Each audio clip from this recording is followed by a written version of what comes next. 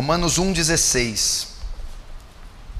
Diz assim a palavra de Deus: pois não me envergonho do Evangelho, porque é o poder de Deus para a salvação de todo aquele que crê, primeiro do judeu e também do grego. Vamos fechar os olhos e vamos orar mais uma vez. Senhor bendito, santo e benigno, chegou a hora da sua palavra, a hora que o Senhor pode comunicar-nos graça, a hora que o Senhor pode transformar vidas, salvar pecadores. Senhor, eu te peço, fala-nos pelo poder da sua palavra, despeja da sua graça gloriosa e abundante sobre nós, faz abundar sobre cada um dos pecadores. Senhor, salva-nos e seremos salvos, liberta-nos e seremos livres, santifica-nos e seremos santos, transforma-nos e seremos transformados, pois não temos esperança alguma em nossa carne, não temos esperança alguma nesse mundo caído.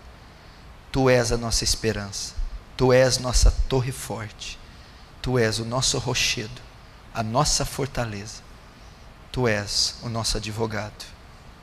Deus, manifesta o seu amor e a sua graça nesse culto, em nome de Jesus, amém. Presta atenção, nós hoje vamos dar continuidade à série Evangelismo Bíblico. Nós vamos começar aqui junto com a igreja, toda a igreja, o evangelismo. Toda a igreja vai iniciar o evangelismo. O evangelismo é uma ordem da grande comissão, é uma tarefa da grande comissão. A grande comissão está escrita em Marcos 16 e Mateus 28. Portanto, ide e pregai o evangelho a toda a criatura da terra. Isso é a tarefa da grande comissão. Ele comissionou os cristãos a saírem e irem pelos 4 cantos da terra e anunciarem o santo e glorioso evangelho. Quem está incluído na grande comissão?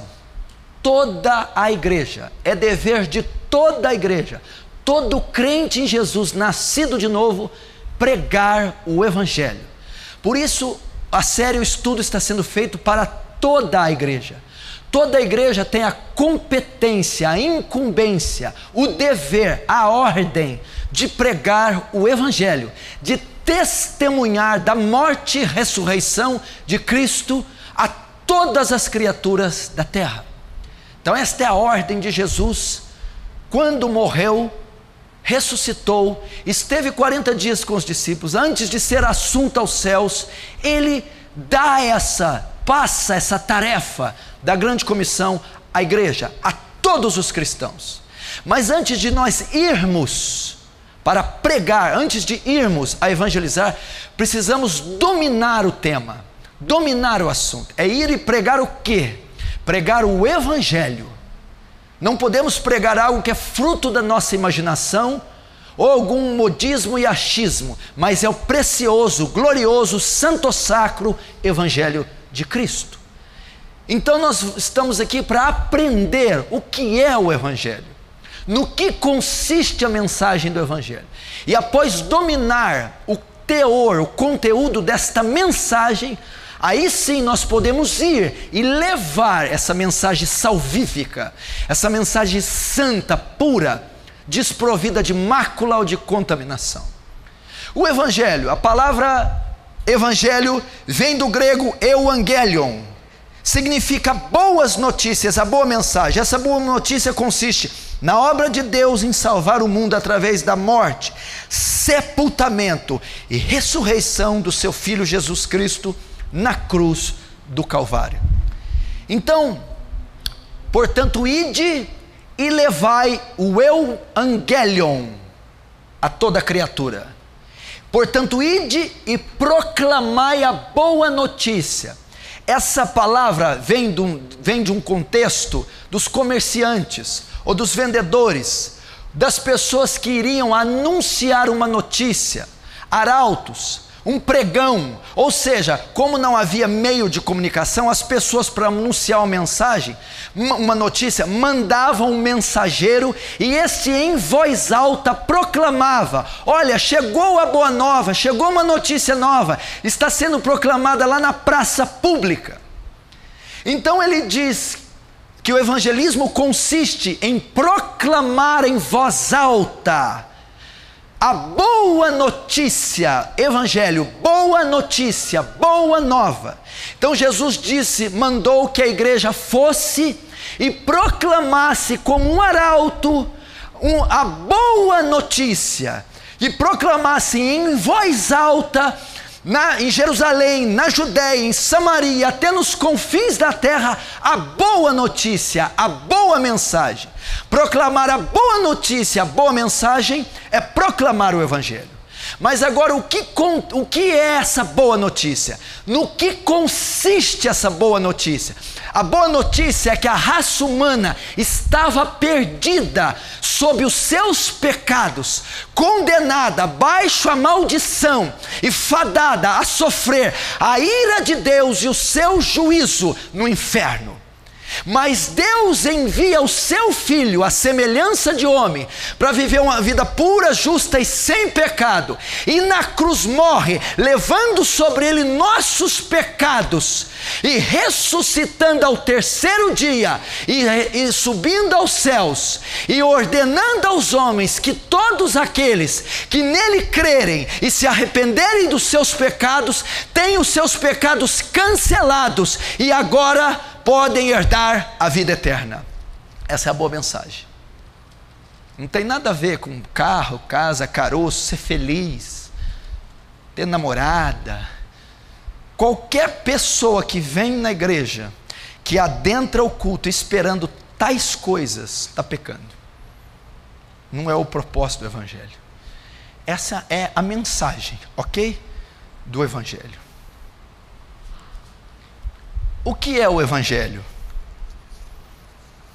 Não está escrito aí? É o poder de Deus. Ele não é só uma mensagem, presta atenção. Não é só uma proclamação. Não é só uma notícia. É aqui que está o coração do evangelho. Não é só uma notícia, não é só uma mensagem. Ele é o poder de Deus. Veja comigo, acompanhe. Romanos 1,16: porque eu não me envergonho do evangelho de Cristo, pois é o poder de Deus para a salvação de todo aquele que crê, primeiro do judeu e também do grego. O evangelho é o poder de Deus.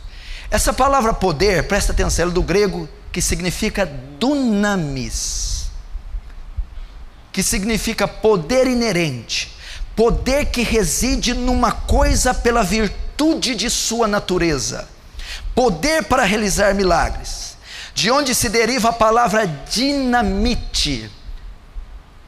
A palavra dinamite se originou do dunamis, porque é como uma explosão, é uma reação poderosa, é o que a dinamite faz, e vem da mesma raiz do poder do evangelho. Então a notícia, a mensagem do evangelho não é apenas uma proclamação verbal, ela é a demonstração de poder. Ela envolve poder, é uma mensagem poderosa, é uma mensagem que, ao ser proclamada, ela traz junto com ela o poder do alto, o poder do céu. Só esse texto, só esse quadro gráfico seria suficiente para causar um impacto aqui essa noite, para trazer um avivamento nessa igreja.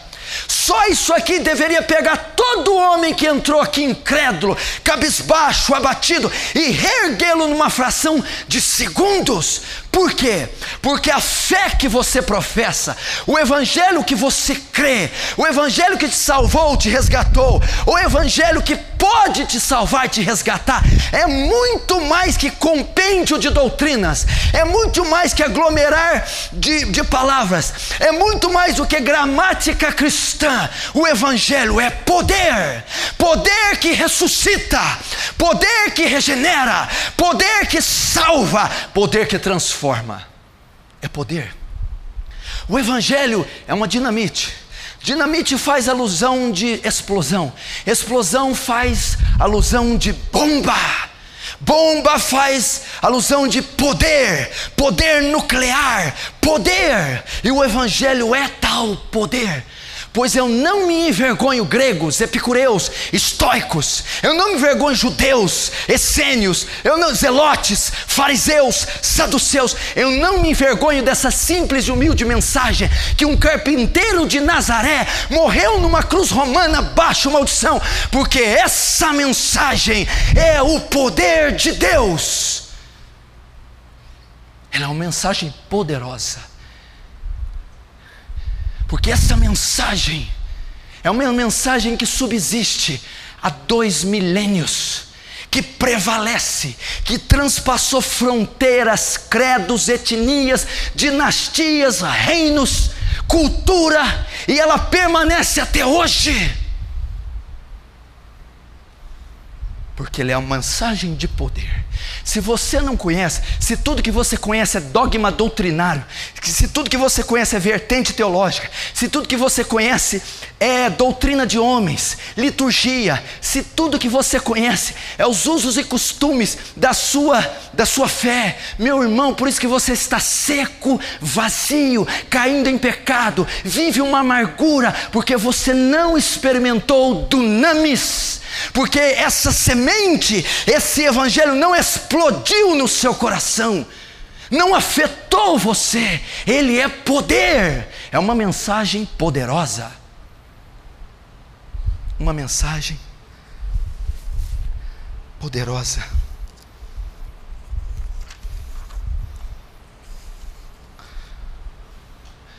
Todas as vezes que você abrir a Bíblia, todas as vezes que você mencionar a morte, ressurreição, a cruz de Cristo, todas as vezes que você pronunciar a palavra evangelho, tome cuidado para não cair para trás. Todas as vezes que você inferir a respeito do evangelho, todas as vezes que você testemunhar na cozinha de casa, no corredor da escola, no recreio da faculdade, na repartição e no balcão, no dentro do automóvel, todas as vezes que sair para pregar sobre um púlpito, nas praças, tenha em mente que você está proclamando o poder de Deus. É uma mensagem poderosa, não é uma mensagem obsoleta, retrógrada, atrasada, não é uma vertente do cristianismo, é o poder de Deus, é o poder do Senhor, é o poder de Adonai, Elohim Yahvé, é o poder de Deus. É uma mensagem poderosa. Você não se anima sabendo que é o poder de Deus. Poder de Deus. É o poder de Deus. Por quê? Poder por causa da incapacidade do homem. Por que o evangelho tem que ser o poder de Deus? Por que ela é uma mensagem poderosa? Por causa da incapacidade do homem de se salvar. Veja em Jó 9, 30, 31.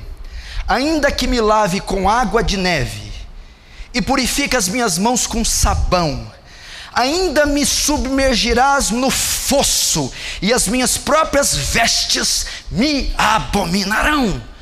ainda que eu tente de todas as formas me purificar, ainda que eu tente fazer obras de justiça, ainda que eu tente fazer uma lobotomia, uma cirurgia de cérebro, ainda que eu tente fazer um transplante de coração, ainda que eu tente tomar um banho de soda cáustica, na tentativa de expiar minha iniquidade, descerei para a fossa, minhas vestes me abominarão. É impossível. Romanos 7, 21, 24, quem está falando é uma criatura de estirpe muito alta, Paulo. Acho então esta lei em mim, que quando quero fazer o bem, o mal está comigo. Miserável homem que sou, quem me livrará do corpo dessa morte? Quem impedirá que eu vá ao inferno? Quando eu tento fazer o bem, eu acabo fazendo o mal. Quando eu não quero fazer o mal, eu acabo fazendo o mal. Como me livrarei? Como me livrarei? A impossibilidade do homem. Olha só, é impossível que o homem se salve. Quando quero fazer o bem, o mal está comigo. Miserável, deplorável, execrável homem que sou, quem pode me livrar? O mal que eu não quero, eu vivo fazendo, e o bem que eu quero, eu não consigo fazer. É impossível. Então o Evangelho é o poder de Deus por causa da condição do homem, por causa da pecaminosidade do homem, por causa da incapacidade do homem se salvar. Por isso é necessário um poder. Veja só um poder divino é capaz de salvá-lo. Deus não abandonou o homem, mas providenciou um meio de salvação através do poder do Evangelho. Através desse poder é possível a salvação do pecador. Você entendeu? Visto que era impossível o homem se salvar, vista que a lei estava enferma por causa do pecado do homem, visto que o homem não tem condição de se purificar, de se santificar, de se justificar, e ele estava perdido, Deus providencia um poder para salvá-lo. Veja só Marcos 10, 27. E eles se admiraram ainda mais, dizendo entre si: quem então pode se salvar? Quem poderá, pois, salvar-se? Os discípulos estão dizendo: é impossível ser salvo, é impossível aos olhos humanos ser redimido, é impossível para a nossa própria força herdar o reino dos céus. Jesus então responde. Jesus, porém, olhando para eles, disse: para os homens isso é impossível, mas não para Deus, porque para Deus todas as coisas são possíveis. Para Deus é possível. Por causa do poder do Evangelho, o homem pode ser salvo. Veja que texto lindo, Isaías 63:1. Quem é este que vem de Edom, de Borza, com vestes tintas? Este que é glorioso em sua vestidura, que marcha com sua grande força. Eu, que falo em justiça, poderoso para salvar. Ele pode salvar. Veja só, poder que salva. Está mostrando mais uma vez, por causa da pecaminosidade do homem, o Evangelho tem que ser o poder de Deus. É o único poder que pode salvar, é o único poder que pode transformar. Quem é este que vem de Edom, de Borza, com vestes tintas? É uma alusão ao Rei dos Reis, ao Cordeiro vitorioso, este que é glorioso em sua vestidura e que marcha com a sua grande força. Eu que falo em justiça, poderoso para salvar.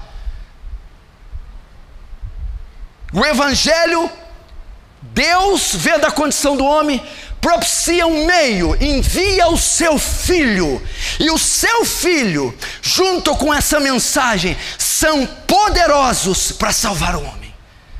Veja, meu irmão, Você que está aqui, não importa a condição que você esteja, você que vai me assistir, não importa o estado da humanidade, ele vem de Edom, ele vem de Borza com vestes tintas, ele vem, ele é poderoso para salvar.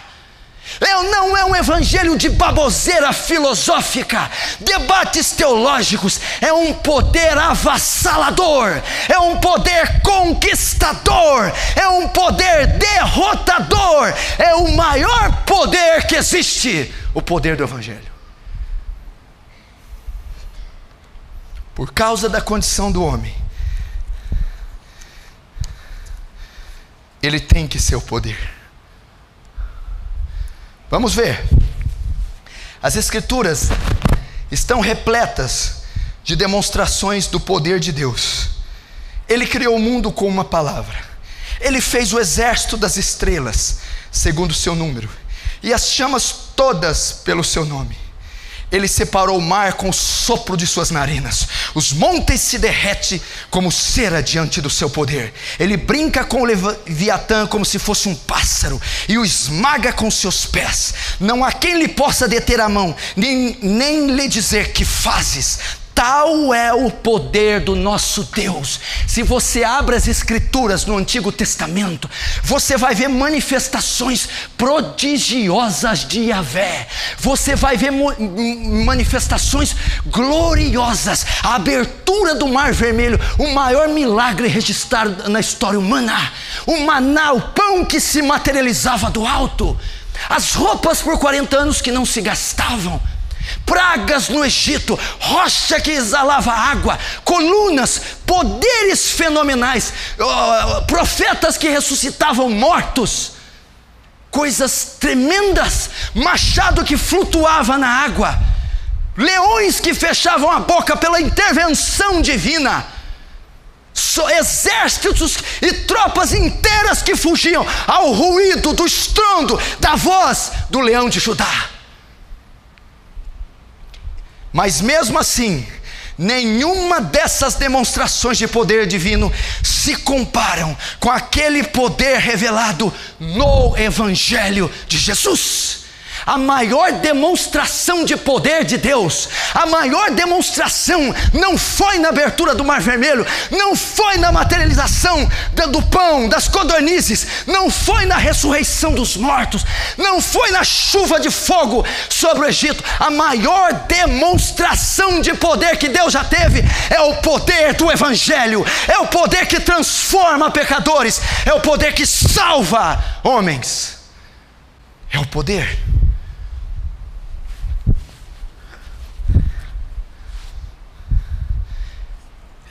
É a maior demonstração de poder. Vamos ver novamente, para você entender. Presta atenção, hein? A palavra grega dunamis, além de aparecer no versículo 16, não me envergonhe do Evangelho, pois é o poder, dunamis, aparece no 16. Ocorre outras 2 vezes no capítulo 1. No mesmo 1. 16 tem dunamis. No verso 4 e 20 também está a mesma palavra, dunamis, para designar poder. Olha lá, Romanos 1,4, declarar o Filho de Deus em poder, em dunamis, segundo o Espírito de santificação pela ressurreição dentre os mortos, Jesus Cristo nosso Senhor. E em Romanos 20, porque as suas coisas invisíveis, desde a criação do mundo, tanto o seu eterno poder, o seu eterno dunamis, como a sua divindade se entende e claramente se vê pelas coisas que estão criadas. Você entendeu? Para falar da ressurreição de Deus, ele usou dunamis. Para falar da criação do universo, ele usou dunamis. As Escrituras estão... É o poder de Deus. O apóstolo Paulo está mostrando no capítulo 1 de Romanos que tal é o poder do Evangelho que se equivale e até excede o poder da ressurreição de Cristo e o poder da criação. Sabe por que ele usou dunamis? Presta atenção. Porque eu não me envergonho do Evangelho de Cristo, pois é poder, dunamis, para salvar. Aqui o dunamis é para ressuscitar Jesus. E aqui o dunamis é para criar o universo. Tudo estão no capítulo 1, 16, 1:4 e 1:20. Sabe o que Paulo está querendo ensinar aqui? Para você ter uma ideia do tamanho, da extensão, da profundidade, do poder do Evangelho. Como que eu entendo quão poderoso o Evangelho é? Quando eu comparo o poder do Evangelho com o mesmo poder que ressuscitou Jesus dos mortos, o mesmo poder que reergueu o Filho de Deus dos mortos, a mesma força, a mesma energia, a mesma dinamite, o mesmo poder que ressuscitou Jesus dos mortos, é o poder que está embutido, incutido, centrado, alojado no Evangelho. É o mesmo poder. E o mesmo poder que ele usou para criar o universo. Você já imaginou a criação, a confecção do cosmos, a criação do universo? O mesmo poder que ele usou, o mesmo poder que existe na criação e na sustentação do universo, dunamis, é o mesmo poder dunamis que está no Evangelho. Tamanho é o poder do Evangelho. Você está vendo que não é uma simples notícia, não é uma simples baboseira num culto de domingo, não é uma simples mensagem que deixa a igreja sonolenta, dormente, que não traz empolgação nem entusiasmo. Não, o Evangelho não é essa coisa retrógrada, atrasada, não se limita à curazinha de um nódulo, não se limita a um carrozinho do ano. O Evangelho é um poder semelhante ao da criação, semelhante ao da ressurreição de Cristo. Esse é o poder do Evangelho.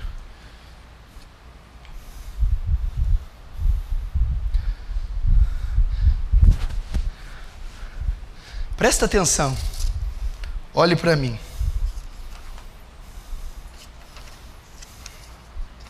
Quantos estão entendendo, diz amém.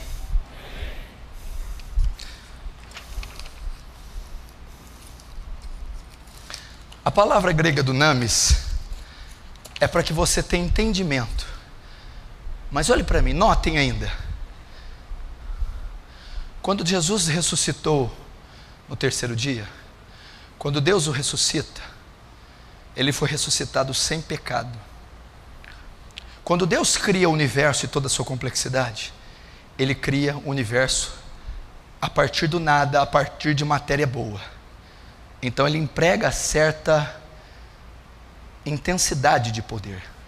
Para salvar o homem, a maioria afirma que o poder que ele usa é maior do que o poder da ressurreição de Cristo e do que o poder da criação do universo. Por razão da depravação do homem, é correto crer que o poder que Deus emprega na salvação do homem excede em muito o poder da criação do universo. Por quê? Presta atenção. Pois Deus cria o universo ex nihilo.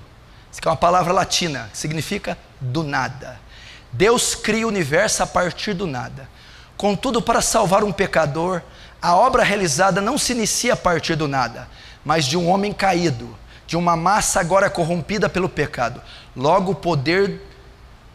o poder deve exceder o da criação, e esse é o poder do Evangelho. Por que o Evangelho é poderoso? Vamos lá. Imagina o poder que Deus empregou para criar o universo. Não é? Gênesis 1, no princípio criou Deus os céus e a terra. Do nada, Deus cria as galáxias, Via Láctea, as estrelas, o sistema solar, cria o planeta Terra, os seres vivos, o homem. Imagina, quanto poder, tenta imaginar, ele não usou para criar o universo. O universo tem aproximadamente 4 bilhões de diâmetros de anos-luz. Não é medidas exatas, mas nós sabemos que o universo não é infinito. Infinitude é um atributo que só Deus possui. Então os astrônomos calculam que tem para mais de 40 bilhões de diâmetros de anos-luz. Sabe o que significa?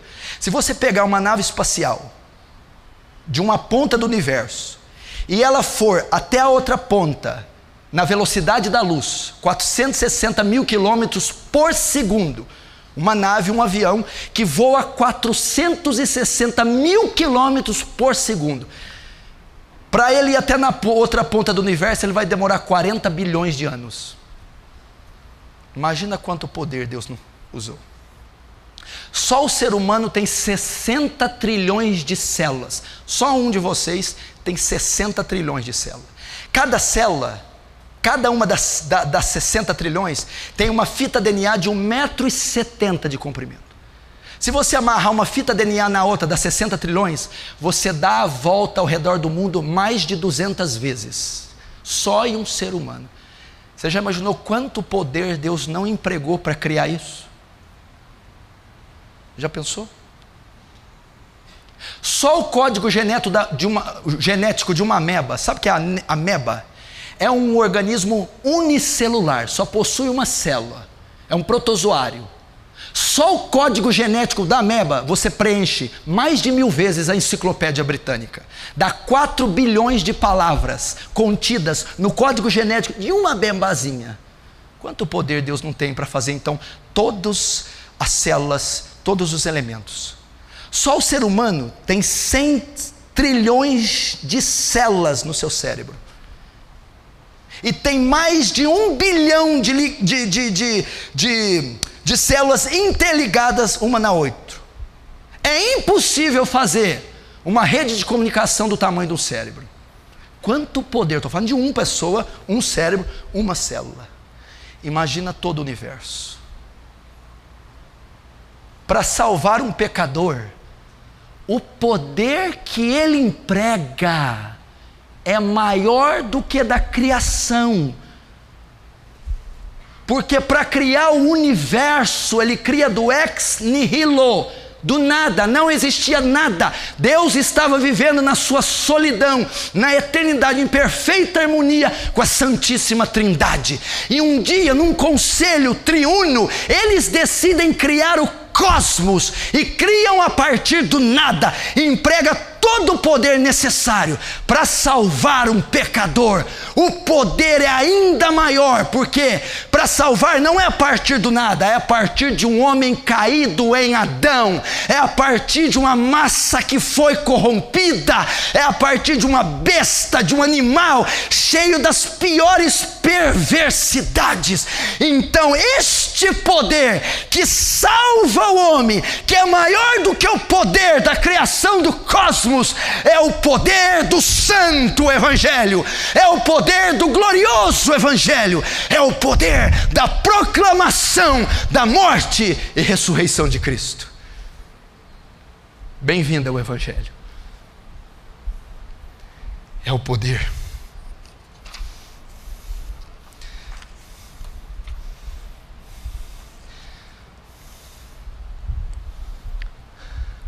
É o poder. Para quê? Nós estamos vendo que é o poder de Deus.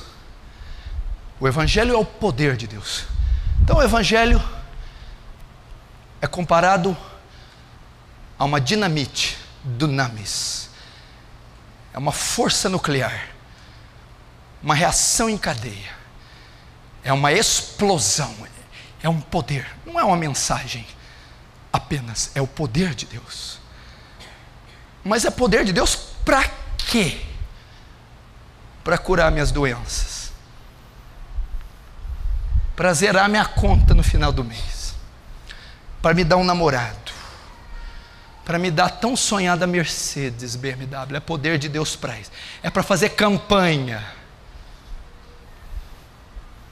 Para que é esse poder? Imagina Deus empregar Ranuzi. Faltando muito, hein, filho? Estou na sua cola, hein? Poder maior do que para criar o universo. Ele vai usar para te dar um carro. Poder maior do que para criar o universo. Ele vai curar, vai curar tua bexiga. Poder maior do que para criar o cosmos. Vai me dar um terreno. Isso aí eu aprendi que se trabalhar, compra. Não precisa de poder, não. Eu aprendi assim. Estuda, trabalha, para de gastar com coisa à toa. Você compra. Estranho, né? Poder para quê? Porque não me envergonhe do Evangelho de Cristo, pois é o poder de Deus para a salvação de todo aquele que crê.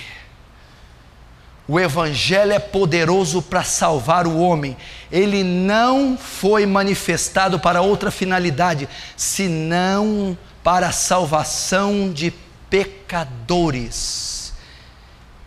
O Evangelho é o poder de Deus para salvar, do grego soteria, resgatar, livrar do perigo, salvação. O Evangelho é o poder que salva o homem. Olha o que diz Sofonias 3,17: o Senhor teu Deus está no meio de ti, poderoso para salvar. É poderoso para salvar, é poderoso para remir, é poderoso para resgatar. Essa é a função do Evangelho. Nisso consiste o seu poder, em salvar. Poderoso para salvar. Esse foi o propósito da vinda de Jesus. Por que você acha que Jesus veio na terra? Tem pessoas muito equivocadas. Tem pessoas muito equivocadas quanto à vinda de Jesus. Olha lá o propósito, está claro ali, ó. João 3,17. Porque Deus enviou o seu Filho ao mundo, não para condenar o mundo. Tudo bem, Deus, então para que o Senhor enviou Jesus? Para que ele se encarnou? Para que ele nasceu? Para que ele veio no mundo? Para que ele viveu? Por que ele morreu na cruz? Para que ele ressuscitou? Para que ele subiu aos céus? Para que este fosse salvo por meio dele, para que o mundo fosse salvo. Foi para isso que ele veio, só para isso que ele veio, porque ele enviou o seu Filho não para condenar o mundo, mas para salvar o mundo.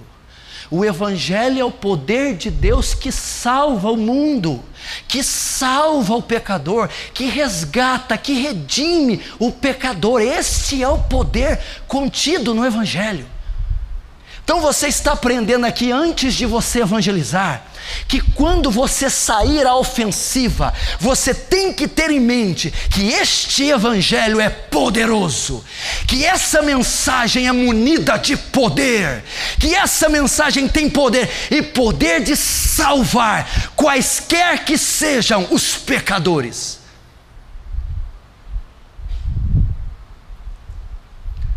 Portanto, Paulo afirma que o Evangelho é o poder de Deus para a salvação, ok? Mas poder de Deus para salvar do quê? Do que eu preciso ser salvo, pastor?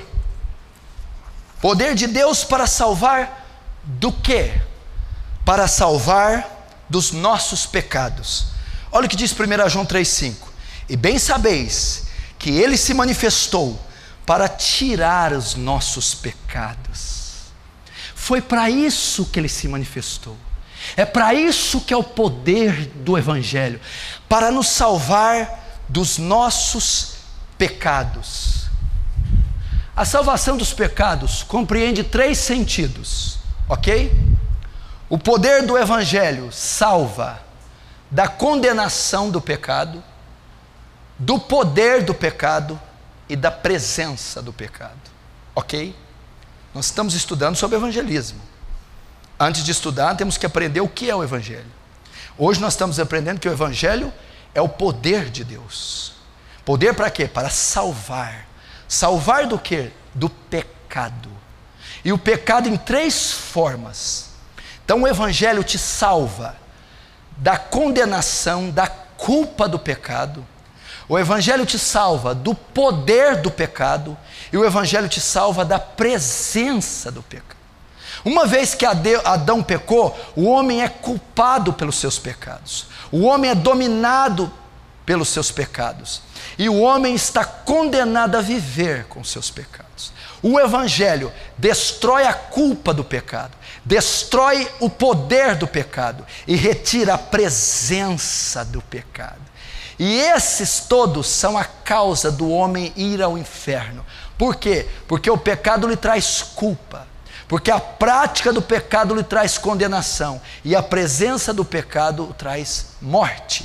Vamos ver. Então lá, o Evangelho é o poder de Deus para a salvação, poder para salvar do pecado. Primeiro, o Evangelho é o poder de Deus que salva da condenação do pecado. É o que nós chamamos de justificação. Leia lá, Romanos 5:1.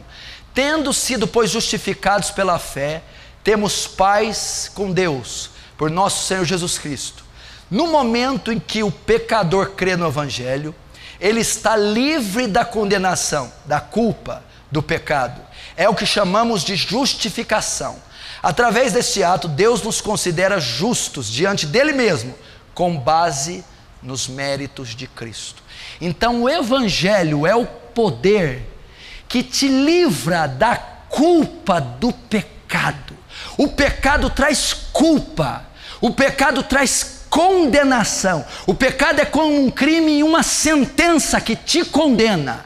Agora o Evangelho tem poder de tirar essa sentença de você, de tirar a acusação de você, de tirar a culpa de você. Ele é tão poderoso que ele pega um criminoso culpado, de fato, condenado, fadado a perecer na masmorra do inferno para sempre, e ele tira a culpa, a acusação, o dolo desse pecado, justificando ele. É o que chamamos de justificação. O Evangelho é poderoso para justificar você. O que é isso? Declarar você legalmente justo diante de Deus. Quando você crê. Quando você crê, o poder do Evangelho te alcança de tal maneira que pega toda a sua sentença, toda a sua culpa, todos os seus crimes, todos os seus pecados e os anula. Tira a sentença de morte, rasga a escrita de dívida, cola ela na cruz e te considera justo. Esse é o poder do Evangelho, poder que tira a culpa. Agora você não tem mais culpa. Olhe lá, Romanos 5,16. Porque o juízo veio de uma só ofensa, na verdade para a condenação, mas o dom gratuito veio de muitas ofensas para a justificação.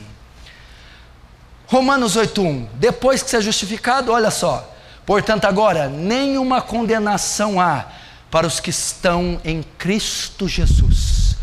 O Evangelho tira toda a culpa que você tem, e uma vez que você crê, Romanos 8 está sobre a sua cabeça. Portanto agora, que hora? Depois que você creu, depois que o Evangelho te alcançou, depois que o Espírito Santo te transformou, agora toda a culpa do pecado foi tirada. Portanto, nenhuma condenação está sobre você, nenhuma condenação há para os que estão em Cristo, porque a culpa foi destruída pelo poder do Evangelho. Você é considerado justo diante do Senhor. A justificação ocorre pelo poder do Evangelho. Amém?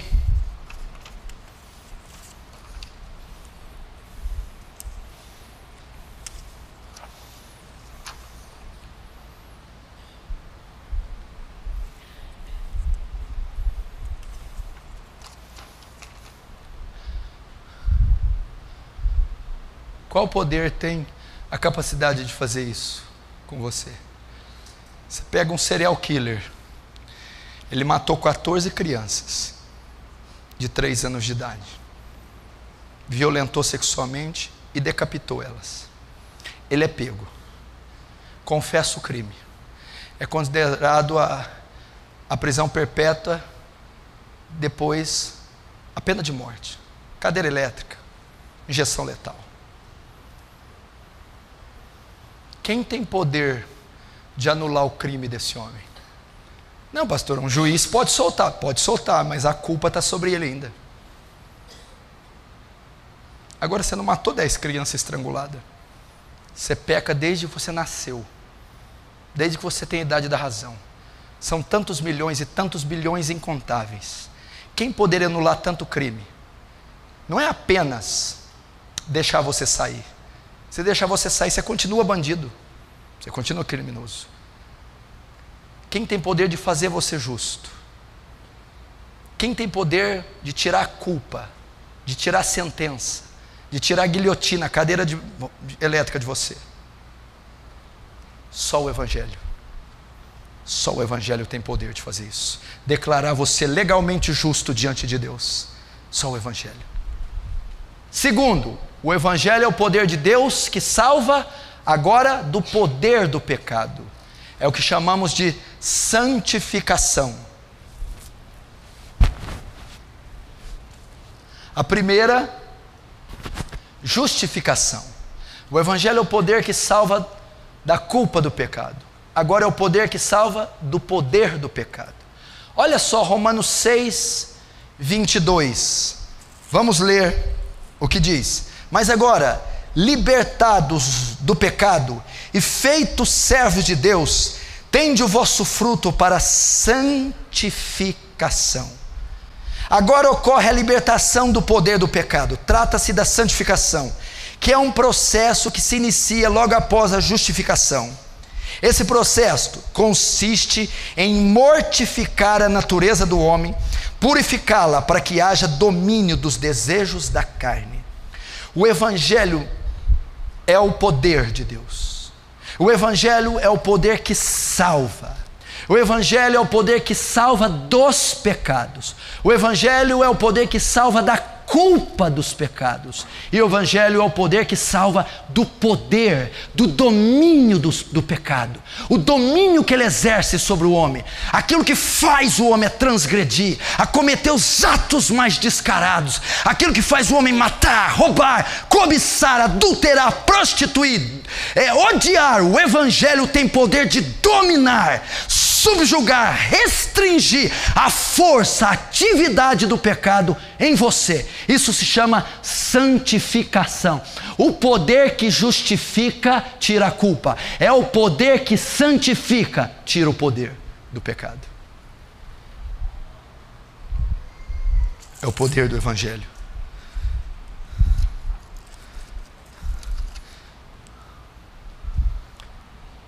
Ezequiel 36, 24, olha só a promessa.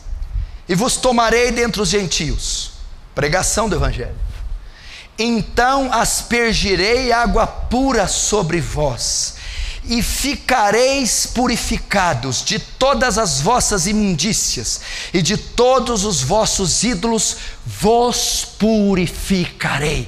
Essa é uma promessa da nova aliança em Ezequiel, da salvação de um pecador, que ele resgataria o pecador da sua condenação, justificação, mas que borrifaria, aspergiria água limpa, água pura no pecador, e o purificaria, o limparia das suas imundícies e dos seus ídolos, do seu pecado. Esse processo chama santificação, o poder que destrói o poder, o domínio do pecado em você.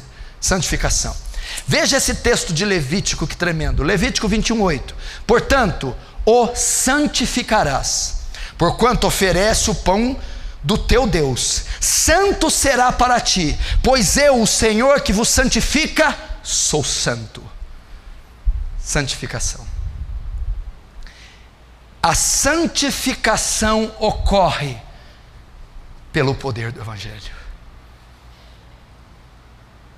Você já viu os templos monásticos, os mosteiros, os monastérios? Monges tibetanos que ficam em castelos em milhares de quilômetros, em terras longínquas daqui. Esses monges vão para atingir uma espiritualidade. Eles se flagelam, se martirizam, se punem, cinto de castidade, fazem de tudo, não conseguem diminuir 1 milímetro a sua pecaminosidade. Eles tentam se cortar, se mutilar, se trancar, se acorrentar, e são as criaturas mais devassas e perversas, os monges. Por quê? Porque só o poder do Evangelho destrói o domínio do pecado. Só o poder do Evangelho segura a volúpia do pecado. Só o poder do Evangelho restringe, subjuga, mortifica, domina o poder do pecado, os desejos da carne. E o Evangelho faz isso. Terceiro, vamos ver do que mais o Evangelho nos livra. O Evangelho é o poder de Deus que salva, agora da presença do pecado. Você pode notar que o Evangelho trabalha em 3 tempos: passado, presente e futuro. Passado, justificação, os seus pecados anteriores. Ele já resolveu com o seu passado, tratou com o seu passado. Presente, a santificação, o pecado que atua agora, o Evangelho trata com presente. Futuro, a sua morte, a glorificação, a ausência, vai erradicar totalmente o pecado. Olha lá. Por último, ocorre a libertação do poder do pecado. Trata-se da glorificação, que ocorrerá quando morrermos, ou se estivermos vivos na vinda do Senhor Jesus. Haverá a ressurreição dos mortos e a transformação dos crentes que estiverem vivos. Todos os filhos de Deus serão transformados para serem como o Senhor Jesus, num corpo glorificado e sem pecado, glorioso, imortal e incorruptível. Vejam só, 1 Coríntios 15, 52 e 53. Porque a trombeta soará e os mortos ressuscitarão incorruptíveis. O que é incorruptível? Quando o crente ressuscitar, ele ressuscita sem corrupção, sem pecado. Ele está livre do pecado. O pecado não habita mais nele. Nunca mais lutará contra o pecado. Nunca mais sentirá. O pecado foi extinto, extirpado, arrancado. Agora ele ressuscita incorruptível, sem corrupção, sem pecado. E nós seremos transformados, porque convém que isto que é corruptível se revista da incorruptibilidade.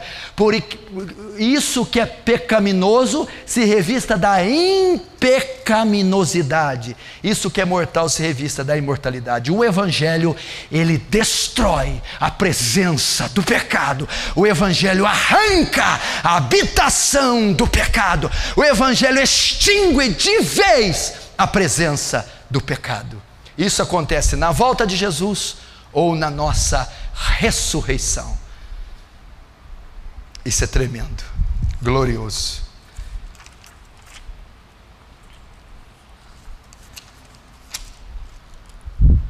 Romanos 8,30 diz a sequência, olha lá. E aos que predestinou, a esses também chamou. E aos que chamou, a esses também justificou. E aos que justificou, a esses também glorificou.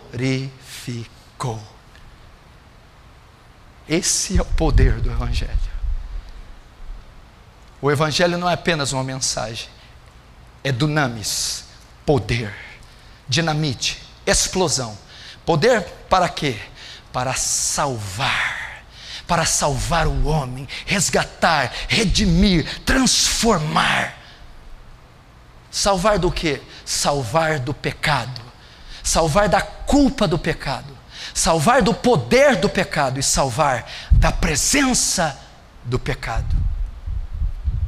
O incomensurável poder de Deus se manifesta no Evangelho. Nada menos do que o poder do Evangelho pode fazer trazer um homem ao arrependimento e à fé. Nada menos do que o poder do Evangelho pode transformar o homem pecador em um santo.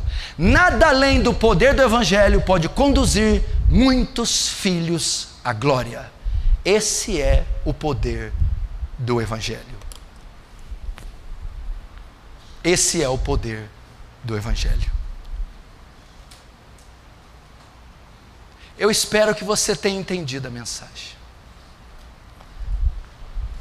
Eu espero que você tenha ciência de que bomba Deus entregou nas suas mãos. de que poder está contido nessas linhas. Meu irmão, esta mensagem, é preciso se apropriar dela pela fé. É preciso crer que ela é exatamente o que ela diz ser. É o poder de Deus. Por que nós estamos aprendendo isso? Para encorajar você a acreditar na eficácia do evangelismo. Para você que está aqui me ouvindo, está numa vida destruída, está em pecados, cheio de vícios e traumas, você é escravo da depressão, escravo dos remédios, escravo da pornografia, você é escravo da ira, da arrogância, da avareza, você é escravo dos distúrbios emocionais, você é escravo, meu irmão, das anomalias do seu ser, você é escravo do pecado, você é escravo das raízes do pecado. Meu irmão, há um evangelho poderoso para te libertar. Há um evangelho para quebrar as correntes que prendem a sua alma. Há um evangelho que pode te ressurgir da cinza, fazer-te ressurgir das cinzas.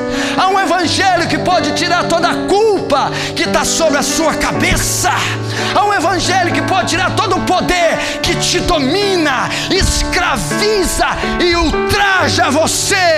Há um poder para tirar um dia a presença que destrói você, que é o pecado. Esse poder é o glorioso evangelho, é a proclamação pública, histórica da morte e da ressurreição do Filho de Deus, Jesus Cristo. É só você crer. É só você crer nessa mensagem, crer que Ele é o Filho de Deus, crer que Ele sofreu a ira de Deus, crer que Ele levou o seu pecado sobre Ele, e não há a menor condição de você se salvar. Confiar nos méritos dEle, é se arrepender, é dizer: eu tenho sido uma criatura reprovável, eu tenho processado de maneira iníqua, eu tenho tido atitudes reprováveis, eu me arrependo. Vou te falar uma coisa.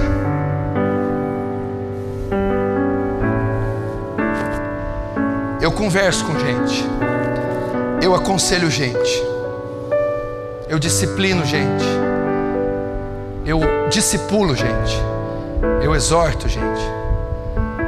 Uma das coisas mais raras de se ver ultimamente é o arrependimento.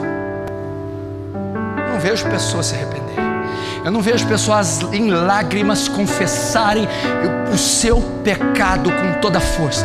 Tudo que eu vejo é desculpas e justificativas esfarrapadas. Mas não há aquilo que houve no filho pródigo. E ele, caindo em si, disse: Pai, eu pequei, não sou digno de ser chamado teu filho, trata-me ao menos como um dos seus empregados. Eu pequei, eu sou vil, eu sou assassino, eu sou um adúltero, eu pequei. Só vai haver mudança na sua vida se tiver arrependimento. É a coisa mais rara de se ver. O marido só vem para justificar as falhas com a esposa. A esposa só vem para justificar e pôr a culpa. Os filhos, os irmãos, os obreiros, tudo algum terceiro teve culpa. Tudo tem um porém, um mas, um então. Mas não há gemidos. Eu estou dizendo de arrependimento visceral. Visceral. Dizer eu me arrependo, é dizer eu confesso, eu não sou digno, eu não mereço, eu não sou inocente, eu sou culpado. Então esse poder penetra, perscruta, esse poder desmonta, mói, esse poder mata e faz outro. Às vezes você me procura e você conta 100 pecados. É os 100 que te convém, mas os 10 que te comprometem você não conta. Não está arrependendo coisa nenhuma, não está confessando coisa nenhuma. Você confessa 100. Eu quero ver confessar o que te expõe, confessar as coisas mais hediondas, perversas, injustas, iníquas. Esse é o arrependimento verdadeiro. Pastor, eu sou um bruxo, eu sou um pornógrafo, eu sou um avarento, eu sou uma besta, eu sou um monstro, eu tenho pensamentos hediondos, eu falo palavras das mais atrozes, o meu coração é um poço de iniquidade e perversão. Eu já pensei, maquinei, projetei as coisas mais perversas que o Senhor pode imaginar. Isso é arrependimento. John Bunyan ficou 18 meses confessando seus pecados. 18 meses sentindo agonia pelos seus pecados. 18 meses tendo convicção, batendo no peito. Você se lembra da pregação de David Wilkerson lá em Nova York? Você se lembra de Nick Cruz com a sua gangue e o Willie, um marginal assassino, dizendo: Jesus, Jesus, Jesus, Jesus, Jesus, Jesus, Jesus, arrependendo-se, chorando, marginais, assassinos, viciados, chorando, dizendo: Jesus, Jesus, arrependendo-se.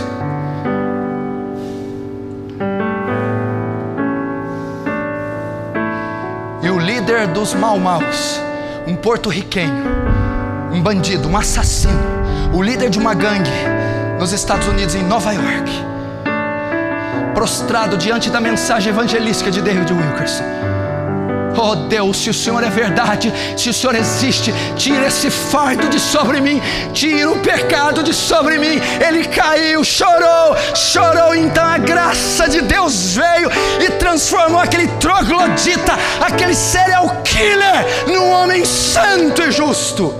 Esse é o poder do Evangelho. Esse é o poder do Evangelho.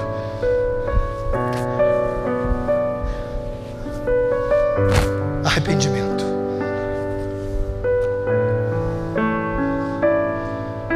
Arrependimento. Então, quando você se arrepender e crer, a culpa é removida, o poder é arrebentado e a presença é retirada para sempre. Porque essa mensagem é poderosa. Glória a Deus, é a maior mensagem de todos os tempos. Ah, proclame em voz alta: um Salvador nasceu em Sião. Ah, morreu debaixo de uma cruz romana, sem pecados, mas assumindo a forma de pecado. Ao terceiro dia, as ânsias da morte não puderam deter, e ele ressurgiu glorioso, e por mais de 40 dias deu testemunhas da sua ressurreição. E ele subiu aos céus, coroado com muitas coroas, tomou-lhe o trono que lhe é devido, e reina com cetro de justiça, e ordena a povos e nações, brancos e negros, pobres e ricos, grandes e pequenos: olhai para mim, vós e todos os termos da terra, e sereis salvos. Arrependei-vos e credes no Evangelho, para que venham sobre vós tempos de refrigério. Esse é o Evangelho. Feche os seus olhos, curve a sua cabeça, reflita a tua vida agora. Faz uma reflexão da tua vida. Faz agora.